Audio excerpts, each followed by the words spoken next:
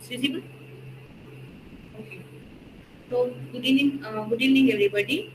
Today, my topic is that an understanding of discrimination of marginalized in the Indian education system through the Eklavya and Karna. So, first of all, introduction.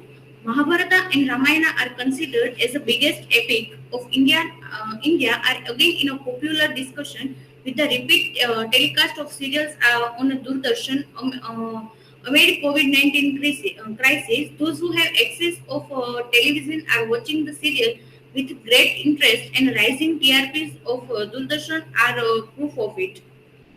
So, coming to the point of Mahabharata, Mahabharata authorship of the great epic is accredited to Ved Vyasa. Mahabharata present in a written and oral form, and its version changed according to different regions, religion, caste, and gender. It touches very aspect of human life. It has thrown light on every kind of possible human relationship, including teacher-pupil relationship. Most popular characters of Mahabharata were Pandavas, Kauravas, Bhishma, Shakuni, Kunti, and Drona. But the characters like Eklavya and Karna had created huge impact by their cameos. There are multiple anecdotes present on Arjuna's bravery, Bhishma's sacrifice, Drona's knowledge, but Karna's archery skill and Eklavya's devotion towards his teacher was sidelined. Marginalized character in Mahabharata, Eklavya and Karna. So we all know very well know aware about this both stories that their guru bhaktis. But here we take this both as a marginalized character and suffering from the caste discrimination. So Eklavya was the son of Hirajanu, who was the king of Jungle, belonging from Nishad community. Guru Drona denied giving education to Eklavya because he was not Kshatriya, belongs to low caste, and asked for his thumb as a Guru Dakshina, making him disabled for future use of Dhanush tir. When Arjun asked Guru Drona that why he did so, Drona said that he can't train Eklavya because he will fight against enemy of Hastinapur. But that's not true. Drona didn't train Eklavya because he belongs to Nishad community. On the other side, he wants to Arjun to become greatest warrior. It is totally understandable that why Drona denied giving him education, but he had right to take his thumb. If Drona didn't want to give education, then he has no right to disable a boy, prohibiting him for taking further education. The incidents reflect the present Brahminical structure of the society and highlight the caste based on occupation, where only Kshatriyas are allowed to become archer. The caste system of India, that Brahmana, Kshatriya, Vaishya, Shudra, and here also we in contemporary we find that fifth Dalit also. The story of Karna is another example of caste-ridden society who was adopted by Adhiratha, who belongs to Sut community. The Suts are all allowed to run rathas to kings, not to become archer like kings. Karna desperately wanted to become archer. Being son of Surya, he was given Kavach and Kundal by birth. In the valley of Parampara, in the Dharma, as a Sutputra was not allowed to learn archery. In the book of Iravati Karve, in his book Yuganta, the end of epoch writes that he writes that despite of becoming friend of Duryodhana, Karna was never accorded equal status. He married to Sut Kanya, even his son were married in a Sut family. So when Bhishma saw the archery skill of Karna, that he said his father that indeed your son has a great quality like Kshatriyas, but he can't practice weaponry as this is reserved for Kshatriyas only. If a son of Suta will become archer, it will go against parampara, which is violation of dharma. So Main point is this caste discrimination in a present time.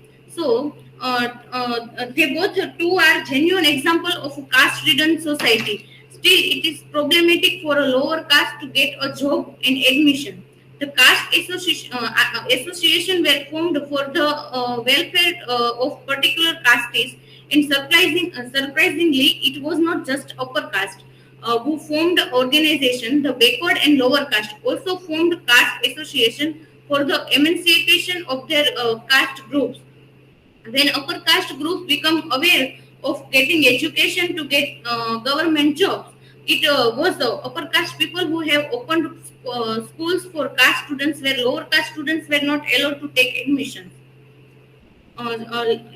Situation was little bit changed in contemporary times. That if we compare the forward and backward castes, the backwards are still low. But in nowadays, the presence of Dalit and Adivasi of IAS officers, professors, scientists, engineers, and doctors show that the literacy rate among the Bahujanas have been improved. But this does not mean that discrimination has been stopped. There are many Eklavyas and Karnas who are deprived of getting education. Unfortunately, we still have examples of Rohit Vemula, Payal Tadvi, Muthu Krishnanan, Fatima Latif, who ended their life due to the caste and religious discrimination.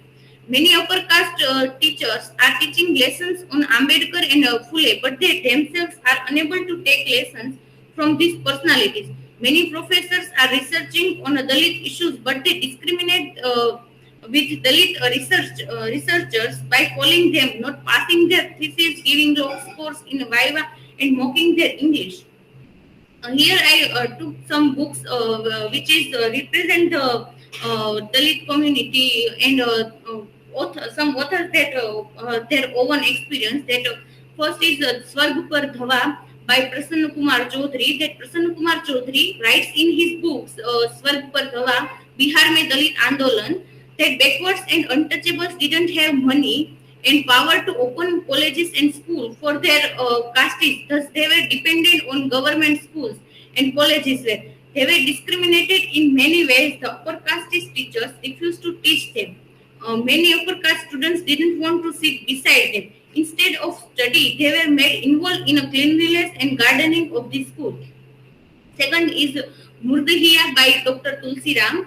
Tulsi Ram, this was his autobiography, and in his autobiography Murdahiya, he has explained the hard struggle of his educational journey. When he was born, no member from Dalit community was literate in his village. They have to visit educated Brahmins to read their letters. He was first member from his community who went to school, and in school also he was abused by his upper class teachers. The teachers calls him Chamarkit. He had this was the derogatory word in the contemporary time, that he had to face taunts, mockery by Brahmins of his village. He says that it was difficult for Brahmins to gauge the progress of a Dalit boy. In the book of The Untouchables, Ambedkar has highlighted the Brahmin wanted to maintain monopoly over education system as a reason. They formally tried to maintain Varna system so that they could enjoy the status of priestly and educationalist class. So at the conclusion, he in sum up we can say that the world needs to take a lesson from the stories of Karna and Eklavya. They both are marginalized, but they are empowered. They had expressed their wishes and attempt to fulfill it. The teacher should not become like Drona, who commits to teach students from a certain group. The mentality towards Bahujana students should be changed, and their merit should not be questioned. Overall, equal opportunity should be provided to everyone, where one must not deprive of getting education because of their caste, color, and gender. Thank you. Here is my references. In connection of which text you made this? I think this both the texts are in yesterday's paper, no? Pre-independence. Minakanda Swami Eklavya. But that you have not referred Eklavya from Minakanda Swami's poem. And